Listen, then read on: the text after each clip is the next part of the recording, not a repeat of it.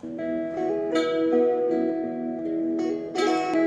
o dia da paz renascer, quando o sol da esperança brilhar, eu vou cantar.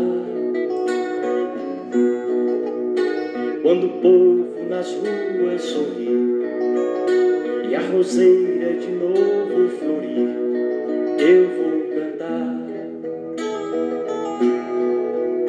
Quando as cercas caírem no chão, quando as mesas se encherem de pão. Bom dia, amigos e amigas, bom dia, povo e polva. Lembrando que hoje, dia 10 de setembro de 2020, obrigado a você pela presença em nossa live matutina. O evangelho de hoje, o evangelho de Lucas, capítulo 6, versículos de 27 ao 38, Jesus continua o sermão da montanha, o sermão da planície. Nós temos duas vezes esse sermão colocado. E o pessoal fala assim, poxa, não vai falar de política hoje não, Daniel? Não, hoje vamos dar um pouquinho de campo. Só lembrando que temos cerca de 128.653 vítimas do Covid.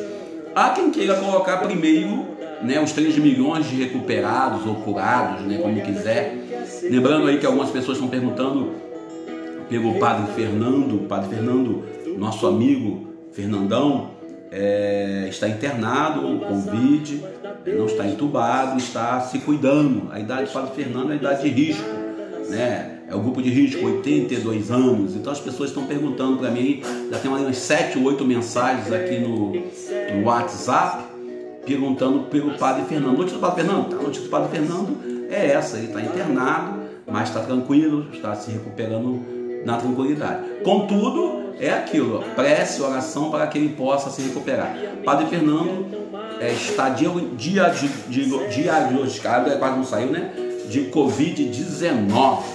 Então é isso aí, ao vivo dá isso aí mesmo, O diagnóstico dele é esse, Covid-19. O importante é nós continuarmos as nossas preces para que fique tudo bem com o nosso amigo Padre Fernando.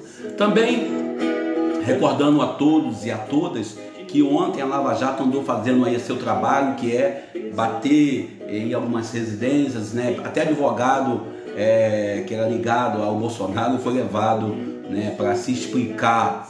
E também é aquilo, a OAB andou dando umas cacetadas, que sabe como é que é, Senhores, se está errado tem que pagar. Uma das frases que eu acho que foi mais dita pelo presidente da República, Jair Messias Bolsonaro, foi a frase que ele não tinha rabo preso com ninguém. Atualmente estou vendo aí que com o filho dele ele está defendendo. E aí a pergunta que o repórter fez, eu faço a pergunta aqui, aí a pergunta é essa: como que Queiroz depositou 89 mil na conta da primeira dama? Ponto.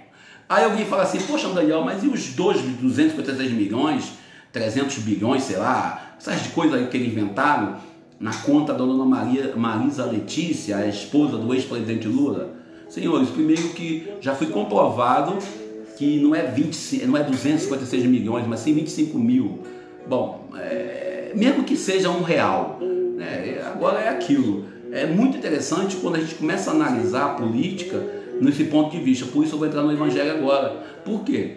Quando o PT tinha a presidência, o PT vivia dizendo, e o Fernando Henrique, e o PSDB, e os tucanos. Agora é o contrário. Só que o interessante é que o pessoal do ligado ao Jair Messias Bolsonaro, ele fala sempre no Lula, como se o Lula fosse presidente. Eles esquecem que depois do Lula teve a dona Dilma, a estocadora de vento, e também teve o seu Michel Temer, que deu golpe e assumiu a presidência da República do Brasil na base do vamos fazer isso para poder agradar o empresariado. Atualmente, se nós temos uma república brasileira tomada pelo radicalismo e um presidente que é fraco, eu posso falar isso, ele é fraco, ele não consegue dialogar, e agora ele está fazendo a vontade do Centrão, ou seja, quem dizia que o Bolsonaro não ia fazer a moeda de troca, está fazendo. Então você que votou no Bolsonaro, eu peço desculpa, mas me diz o que ele fez de verdade pelo bem do povo. Ele liberou o auxílio emergencial, legal, e aí? E aí? O que ele fez de verdade? Como exemplo que eu fazia a pergunta, eu fiz uma pergunta uma vez para o petista, quando falava do governo do Lula e do governo da Dilma, eu dizia para eles, qual de fato é o projeto que o PT fez, que manteve, ele fez a universidade para todos, ele fez a lei das cotas, ele fez isso, fez aquilo, legal, mas todo o restante foram concessões dadas, uma coisa é concessão, outra coisa é direito adquirido, ou direito concedido. Concessão, se eu dou hoje, eu não quero, eu tiro. Por exemplo, agora se fala em mudar o nome dos planos, como é que é, os projetos de governo, o assistencialismo que alguns falam, né? Vamos mudar o nome, agora vai ser renda verde e amarela, casa verde e amarela, sei lá que diabo que é. Ou seja, cada governo pinta e escreve o nome da renda de acordo com a sua ideologia. E não venha dizer que não tem ideologia, que tudo tem ideologia. Se não tem ideologia do bem, tem ideologia do mal. Se não tem respeito pela vida, há respeito pela morte. Por isso, são 128.653 famílias em luto, porque, infelizmente, a política de combater o Covid, a política de fazer acontecer a questão toda do combate ao Covid, nós estamos vendo no combate apolítico entre eles. A briga do presidente com prefeitos, com governadores e o diabo 4, entre o Congresso, né, o Senado e o presidente, entre o STF e o presidente, onde tudo que acontece é interesse em 2022. Parece que o presidente, a preocupação dele é garantir uma reeleição, quando na verdade ele tem que garantir o direito do povo. Ainda olhando nesse sentido, olhando para essa vertente do garantir o direito dele de se reeleger, a preocupação dele é estar em paz. Aí aquilo que o MR, o Marcelo Ricardo fala, né? Maurício Ricardo, ele fala, eu acho interessante que ele fala que o Bolsonaro, enquanto ele fizer as vontades dos empresários, dos donos de gado de gente, dos donos de universidade e o diabo 4, ele não vai sofrer impeachment. No dia em que ele romper com o poder capital, ele vai sofrer impeachment. Exemplo de Dilma, exemplo de Collor. O Collor, com todos os seus pecados, por que o Collor sofreu impeachment? Por causa de uma Fiat Elba que ele ganhou de presente. Por que a Dilma sofreu impeachment? Por causa de uma pedalada fiscal que ela fez para poder atender a necessidade, né? Ela quebrou o protocolo lá do sentido da lei de fiscalização, né? Que é a lei de controle de gasto. Ela quebrou, sendo que uma das pedaladas quem deu foi o seu Michel Temer. Ele assinou, ou seja, pela regra, então quem tinha que ser caçado era quem? Era a dona Dilma e o seu Michel Temer. Mas como o Temer representava a vontade de alguns, automaticamente não caçaram o Temer. Eu estou falando isso porque é o seguinte, porque alguns falam que o Bolsonaro sofreu impeachment, não vai sofrer impeachment, podem esquecer isso, podem parar de reclamar, podem parar de chorar. E outra coisa, infelizmente, nós estamos no Brasil onde a moeda de troca é grande. E ano de eleição, eu estou vendo aí as negociatas e os acordos políticos para poder manter o poder. Bom, o evangelho de hoje, o evangelho de Lucas, capítulo 6, versículo 27 em diante, a gente, quando fala desse evangelho, a gente pensa sempre no sentido que é um sermão, mas é um sermão positivo. Lucas 6, 27 ao 38, é um sermão onde Jesus continua a sua conversa, e ele fala: amai vossos inimigos, fazei bem aos que vos odeiam.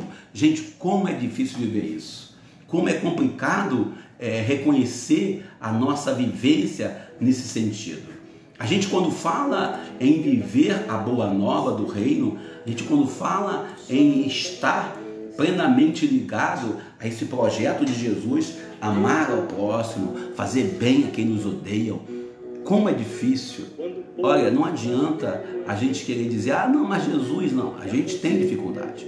O evangelho de hoje ainda fala no sentido da misericórdia. Não tem como a gente pensar na misericórdia de Deus de outra forma. O evangelho ainda hoje fala sobre o sentido de viver esperando que o outro faça para nós algo que nós fazemos para o outro. Interessante é que o evangelho de hoje traz para a gente uma pancada. Se amais só quem vos ama, que recompensa tereis? O mais interessante ainda é que Jesus termina, ao contrário de Mateus. Mateus fala sobre perfeição. O evangelho de Mateus, no Sermão da Montanha, que é o Sermão da Planície, traz para nós no capítulo 5 até o 7, traz para a gente falando sobre o sentido da perfeição. No evangelho de Lucas, que é esse texto de hoje, ele termina falando que nós queremos de Deus misericórdia. O interessante é que os dois sentidos têm o seu valor. Perfeição é buscar a santidade, né? Perfeição é buscar a santidade. E o outro é misericórdia. A misericórdia quem dá é Deus. A gente outro dia falava sobre graça. Graça é um favor não merecido. E misericórdia é um perdão dado pela graça. Não tem como, a gente quando fala em Deus, nosso Pai, não tem uma definição mais bonita. Deus é amor. Aí o Evangelho de Lucas, no versículo 36, no capítulo 6 de hoje, ele fala, é Pai misericordioso. O interessante é que ele traz para nós a necessidade de imitar esse Deus, esse Pai que nos ama. É difícil? É. E quem disse que é fácil? Ninguém disse que era fácil. Jesus não prometeu moleza. Alguns cristãos, alguns irmãos evangélicos, alguns irmãos católicos, alguns irmãos que dizem acreditar em Jesus, querem um Jesus high-tech, um Jesus água com açúcar, um Jesus que permite tudo, quando seguir a vontade de Jesus é amar na radicalidade. Aí eu lembro do Dom Gilson Andrade falando que o amor não é um sentimento, mas uma atitude. Amar é uma atitude. E a outra frase também famosa de um santo, amar é arriscar, e se arrisque por amor.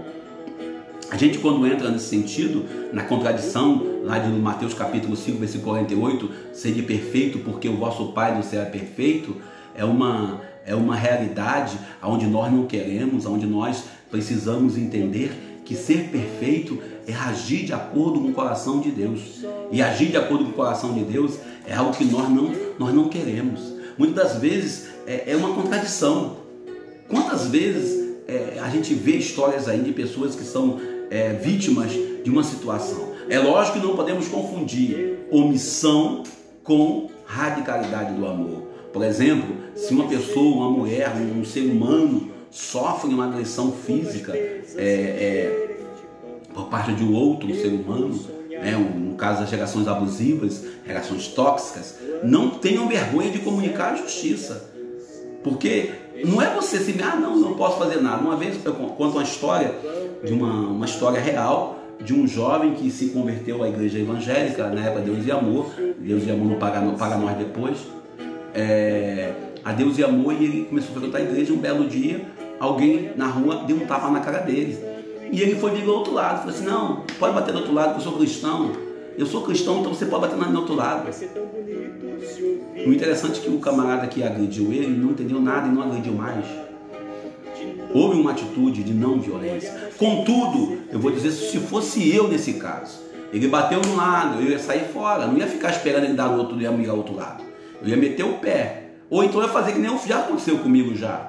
Um cidadão me deu um soco no lado direito, e eu falei para ele parar, ele continuou agredindo e eu defendendo. E aí eu falei assim, então tá bom, pode bater que eu não vou reagir mais não. E ele bateu do outro lado. Aí eu brincava muito, eu falo sobre isso, né? Ele bateu do outro lado, eu falei logo, Rogério, não fala mais nada. Dei um soco nele e pronto, derrubei o camarada. A gente quando fala da não violência, é você saber usar a violência. Saber usar a energia necessária. A palavra energia fica mais interessante. Combater a violência não é com a violência, é você evitar o conflito. Por que eu fui agredido? Porque eu estava no lugar errado, na hora errada, e sabia que aquela pessoa queria me agredir. Então, se eu me expus àquele risco, eu sabia do risco que estava. O certo era não estar lá. Às vezes nós, cristãos, queremos evitar a violência e provocamos o outro. Por isso, o Evangelho é contradição. Jesus, quando toma um tapa na cara, lá em João, quando ele fala para o sumo sacerdote, tu dizes ou te falaram, ou é fofoca da oposição? E aí um soldado vem, e assim que se fala com o sumo sacerdote, Jesus responde na hora, por que me bate se eu digo a verdade? O interessante é que esse evangelho de hoje fala em levar o amor fraterno. a lógica da espiritualidade evangélica, a lógica do respeito à vida, a lógica do direito à dignidade.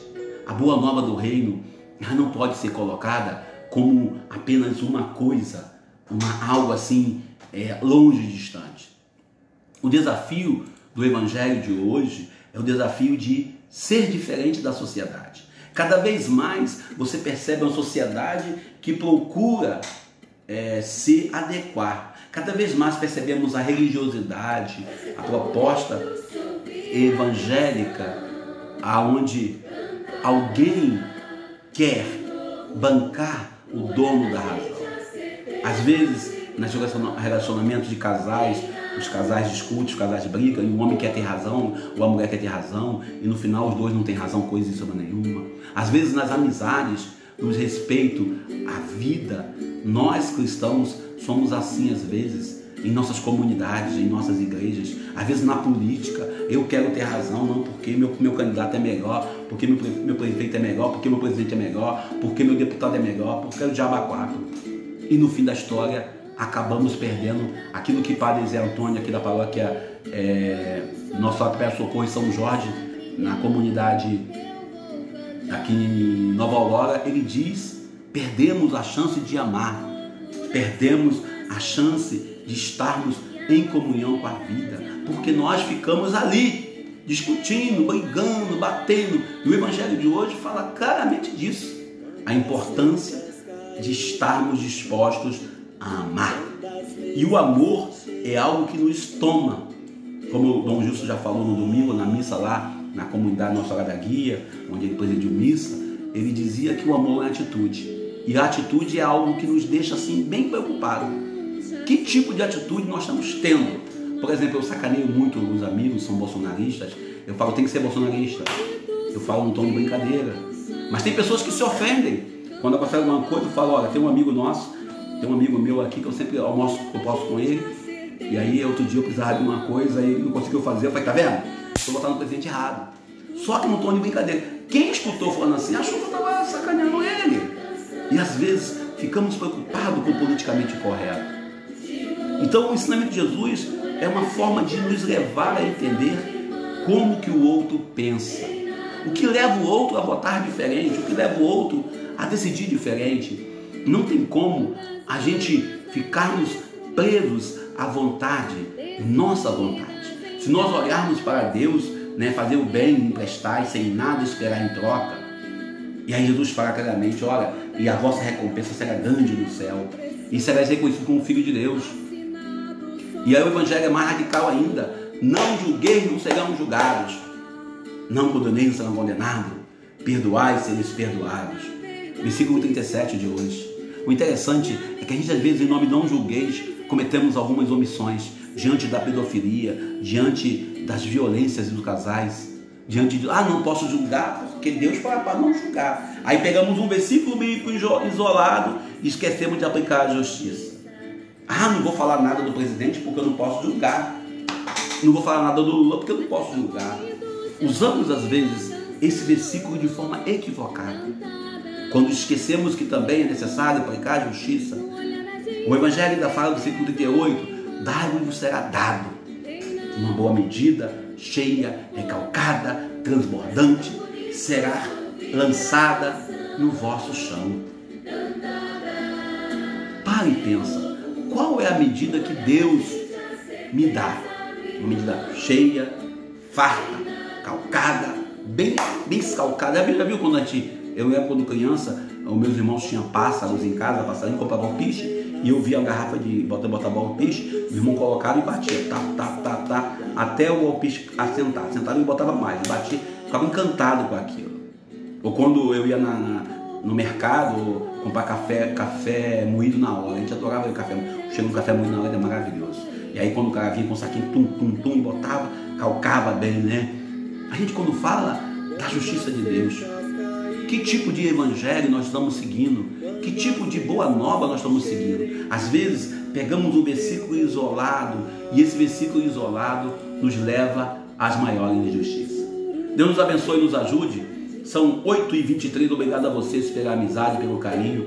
Concorde comigo? Concorde, obrigado. Se não concorda, comente, coloque sua opinião. Eu valorizo sua opinião. Somos uma democracia. Lembrando sempre que estamos numa pandemia. Não deixemos de usar nossas máscaras. Está aqui a minha, ó. Não deixem de usar máscara. Lembre sempre, vamos agradecer a cada profissional de saúde pelo seu apoio, pela sua presença, pelo seu sacrifício para nos garantir a vida. Vamos rezar por todas as famílias que sofreram e sofrem a saudade de quem já se foi por causa da pandemia do Covid-19. Vamos rezar hoje, eu peço a cada um de Alceu Nova Iguaçu, do Brasil e do mundo, que nos conhece Padre Fernando Vanderlei, nosso amigo Padre Fernando, belga.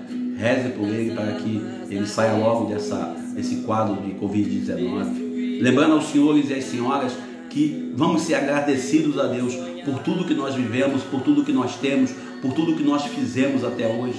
Vamos pensar sempre como Jesus iria fazer, aquela famosa frase no Concílio de Cristandade, né? Ver como Jesus quer que vejamos, iluminar de acordo com a palavra de Deus, de acordo com a vontade de Deus e agir de acordo com o coração de Deus. Deus nos abençoe e nos ajude. São 8h24, obrigado a você pela presença. Eu sou Daniel Nonato. Se inscreva no nosso canal, dê like, dislike, fique à vontade. Estamos numa democracia.